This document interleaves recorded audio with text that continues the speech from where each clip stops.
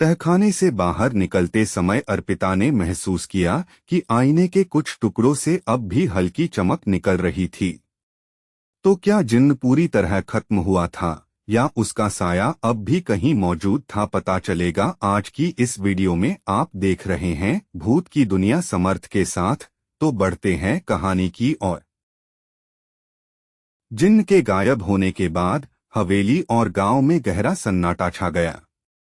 गांव वाले इस त्रासदी के खत्म होने पर राहत की सांस ले रहे थे, लेकिन अर्पिता के लिए यह अंत नहीं था। तहखाने में आईने के टूटे टुकड़े अब भी हल्की सी चमक बिखेर रहे थे, मानो उनमें कोई अदृश्य शक्ति जीवित हो। जिज्ञासा और बेचैनी के साथ अर्पिता ने एक टुकड़ा उठा लिया।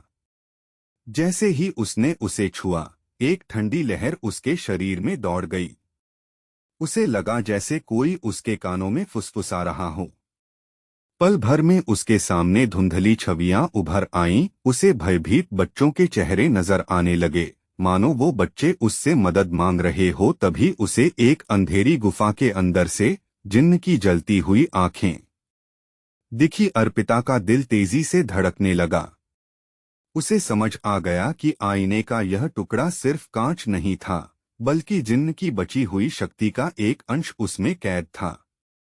उसने उसे वापस रखने की कोशिश की, लेकिन उसकी उंगलियां टुकड़े से चिपक गईं, मानो किसी अदृश्य शक्ति ने उसे जकड़ लिया हो। यह एहसास अर्पिता को और भी बेचैन कर गया। वह जान चुकी थी कि यह कहानी अभी खत्म नहीं हुई है। जिन्न का साया अब भी मौजूद था और शायद अब वह अर्पिता के और भी करीब था। अगले दिन गांव में हलचल मची हुई थी। लोग अर्पिता के पास इकट्ठा हुए और उसका आभार व्यक्त किया। उन्होंने उसे अपना रक्षक मानते हुए सम्मान दिया। लेकिन ठाकुर परिवार का दौर अब समाप्त होता दिख रहा था। गांव वालों ने ठाकुर राजेंद्र सिंह को बच्चों की बलि देने और जिन्न के साथ काले सौदे के लिए जिम्मेदार ठहराया। गुस्से से भरे लोगों ने हवेली के बाहर जमा होकर उन्हें गांव छोड़ने की धमकी दी। हालांकि अर्पिता के भीतर कुछ अजीब सा खटक रहा था। हवेली के तहखाने में टूटा हुआ आईना और उसके चमकते हुए टुकड़े उसे बार बार याद आ रहे थे। उसकी सोच में सवाल उमड़ने लगे, क्या जिन्न सच में पूरी तरह खत्म हो गया था या वह अब भी किसी रूप में मौजूद था? रात के समय अर्पिता को अजीब एहसास हुआ। हवेली से दूर अपने कमरे में भी वह आईने के टुकड़े की हल्की चमक को याद कर रही थी। उसे लगा जैसे कोई अदृश्य शक्ति अब भी उसके चारों ओर मंडरा रही है। उसने खुद को यकीन दिलाने की कोशिश की कि सब ठीक है, लेकिन दिल के किसी कोने में उसे एहसास हो रहा था कि यह कहानी अभी खत्म नहीं हुई। शायद गांव में शांति का यह माहौल केवल एक भ्रम था। जिन्न का प्रकोप फिर से लौट सकता था। हवेली छोड़ने के बाद अर्पिता ने गांव के बाहर एक होटल में रहना शुरू किया, लेकिन अजीब घटनाएं उसका पीछा नहीं छोड़ रही थीं। हर रात उसे विचित्र सपने आते। सपनों में वही टूटा हुआ आईना दिखता और उसमें से निकलती एक काली परछाई धीरे धीरे उसकी ओर बढ़ती। परछाई की आंखें जलती हुई लाल थीं और वह किसी अनजान भाषा में उसे पुकार रही थी। एक रात जब वह गहरी नींद में थी, उसे अचानक ऐसा महसूस हुआ कि कमरे में कोई खड़ा है।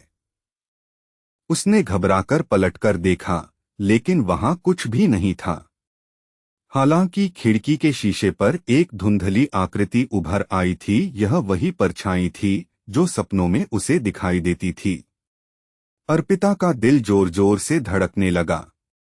उसने समझ लिया कि यह सब आईने के उस टुकड़े की वजह से हो रहा था जिसे उसने तहखाने से उठाया था। टुकड़े में अब भी जिन्न की कुछ बची हुई शक्ति थी जो धीरे धीरे जाग रही थी। डर के बावजूद अर्पिता ने हिम्मत जुटाई और टुकड़े को नष्ट करने का फैसला किया। लेकिन उसे मालूम था कि इसे नष्ट करना आसान नहीं होगा। यह टुकड़ा अब सिर्फ एक कांच का टुकड़ा नहीं, बल्कि एक प्राचीन खतरनाक शक्ति का अंश था। अर्पिता ने तय किया कि वह इस खतरनाक शक्ति से छुटकारा पाने के लिए किसी भी हद तक जाएगी। टुकड़ा लेकर वह गांव के पुजारी के पास पहुंची, जो काफी ज्ञानी और शक्तिशाली था।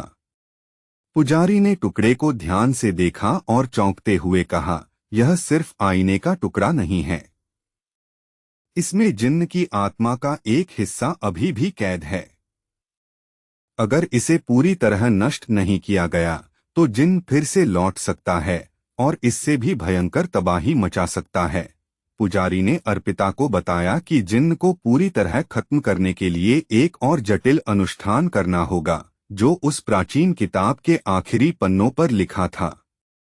वह पन्ने जिन्न को नष्ट करने के लिए जरूरी थे, लेकिन किताब के वह पन्ने कहीं गायब हो चुके थे। अर्पिता को यह सुनकर बहुत हैरानी हुई। किताब के कुछ पन्ने गायब होने का मतलब था कि कोई और भी इस रहस्य के बारे में जानता था। क्या यह सब एक साजिश का हिस्सा था? अब अर्पिता को इस रहस्य को सुलझाने के लिए और भी गहरी जांच करनी थी, और वह जान चुकी थी कि हर कदम पर एक नई चुनौती उसका इंतजार कर रही थी। गांव में फिर से खौफ का माहौल बन गया जब एक और बच्चा अचानक गायब हो गया। यह घटना गांव के सभी लोगों को चौंका गई। कुछ ही समय में डर की लहर फैल गई और लोग एक दूसरे से पूछने लगे कि यह क्या हो रहा है।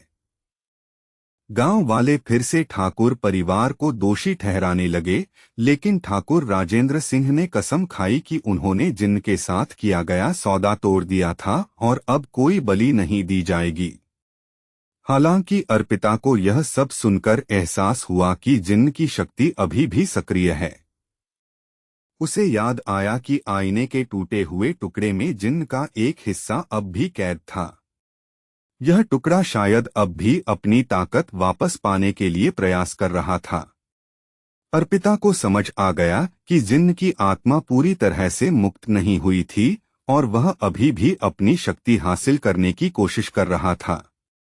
अर्पिता ने तय किया कि उसे इस बार जितनी जल्दी हो सके जिन्न का अंत करना होगा, ताकि और बच्चे गायब न हो और गांव में फिर से कोई त्रासदी न आए। पुजारी ने अर्पिता को बताया कि जिन्न की आत्मा को पूरी तरह नष्ट करने के लिए उसे एक पुराने मंदिर में जाना होगा, जो गांव से कई मील दूर एक निर्जन जंगल के बीच छिपा हुआ था। यह वही मंदिर था जहां कई सदियों पहले ठाकुर परिवार ने जिन्न को पहली बार बुलाया था और उसे अपनी शक्ति के साथ बांध लिया था। इस मंदिर में एक प्राचीन शक्ति छिपी थी जो अब तक जिन्न को नियंत्रित कर रही थी। अर्पिता ने अपने मन में दृढ़ निश्चय किया कि वह इस रहस्य को हमेशा के लिए खत्म कर देगी। उसने तय किया कि वह इस यात्रा पर निकलेगी, चाहे जो भी हो। लेकिन उसे पता था कि यह रास्ता आसान नहीं होगा। जंगल की गहराइयों में छिपी काली शक्तियां उसकी राह में आ सकती थीं। जिन्न की आत्मा, जो अब भी कहीं न कहीं जिंदा थी, उसे इस यात्रा में रुकावट डालने के लिए हर संभव प्रयास करेगी। अर्पिता ने अपनी यात्रा की शुरुआत की, और यह एक नई शुरुआत थी, एक खतरनाक और रोमांचक यात्रा जो उसे अंधेरे की ओर खींचते हुए अपने अंदर के डर से जूझने पर मजबूर करेगी।